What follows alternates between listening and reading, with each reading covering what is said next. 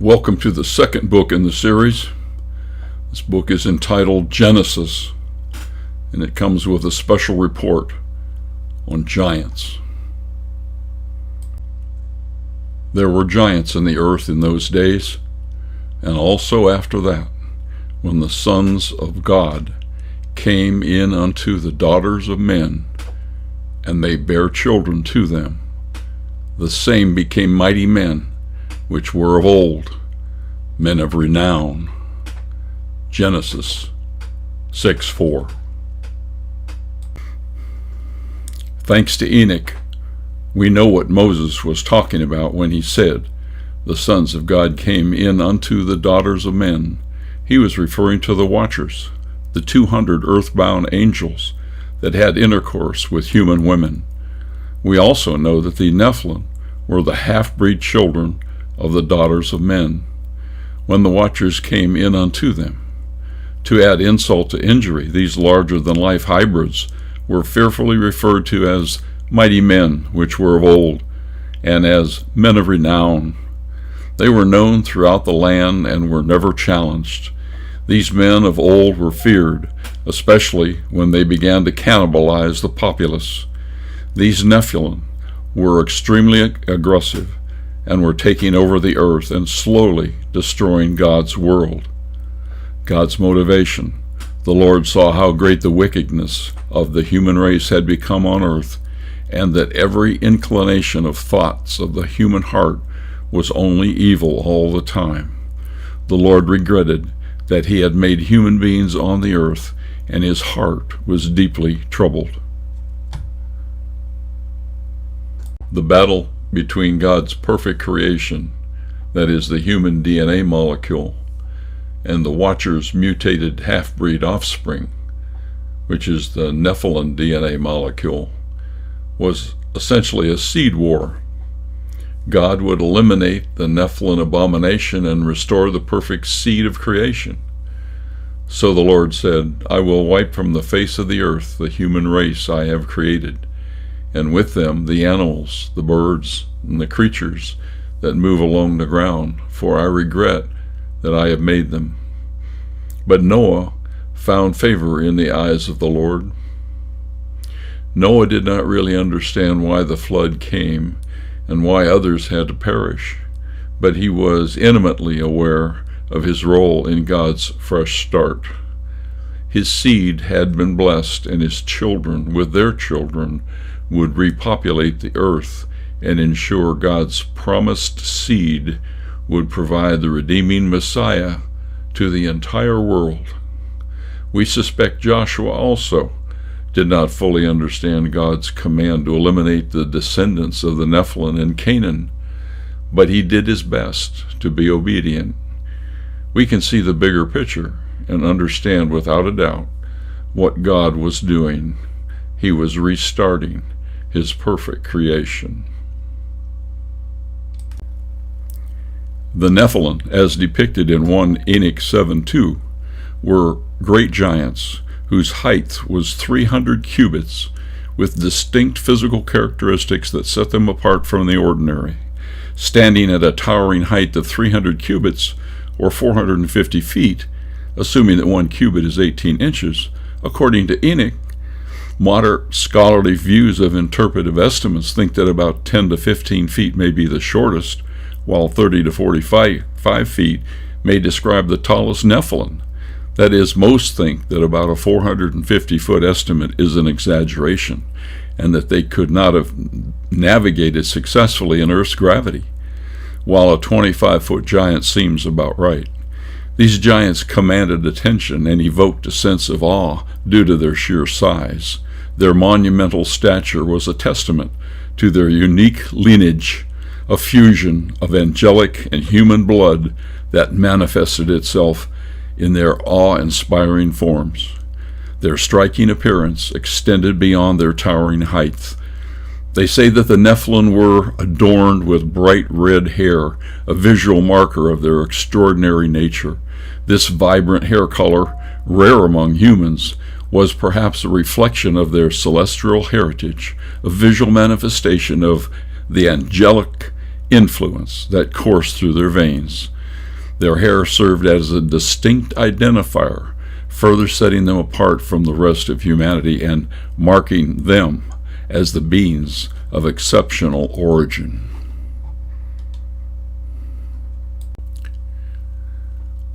They were not creatures of reason and understanding, for they took what they wanted and ate whatever they desired. The Nephilim generated a terrifying presence. People ran and hid whenever they invaded a village. There are those who believe the mutant seed of the Nephilim survived God's cleansing effort and did so through normal human reproduction with descendant abnormalities. The reason why some feel their remnants continue is because of the persistent legends and biblical reports that there are giants in the land. Refer to the massive-looking Kandahar giant that killed some U.S. Army soldiers. He was described as standing over 13 feet tall, with 2 rows of teeth, bright red hair, 6-fingered hands and feet, and drank human blood. In the Bible, Moses and Joshua were camping on the far side of the Jordan River, following God's commandment to conquer the land of Canaan. But they were not confident of victory. After crossing over the river, so they sent 2 spies into Canaan to gather intelligence. When the spies entered Canaan, they secretly entered Jericho and hid in the house of a prostitute named Rahab. When the king of Jericho demanded that Rahab send them out to be captured, she told him a lie. "Yes, the men came to me, but I did not know where they came from. At dusk, when it was time to close the city gate, they left. I don't know which way they went. Go after them quickly. You may catch up with them." She then addressed the spies and said, "Now then, please swear to me by the Lord that you will show kindness to my family because I have shown kindness to you. Give me a sure sign that you will spare the lives of my father and mother, my brothers and sisters, and all who belong to them, and that you will save us from death." Then the spies told her, "This oath you made us swear will not be binding on us unless we enter the land and you have tied this scarlet cord in the window through which you let us down, and unless you have brought your father and mother, your brothers, and all your family into the house." Hence, when the town of Jericho was under siege, the army spared Rahab and her family. They would soon be pledging to God to kill every man, woman, and child in Canaan. The Promised Land was inhabited by various Canaanite tribes and were known for their advanced culture, city-states, and agricultural practices. Among the prominent groups were the Amorites. The Amorites were one of the major Canaanite groups. They occupied several city-states in the region.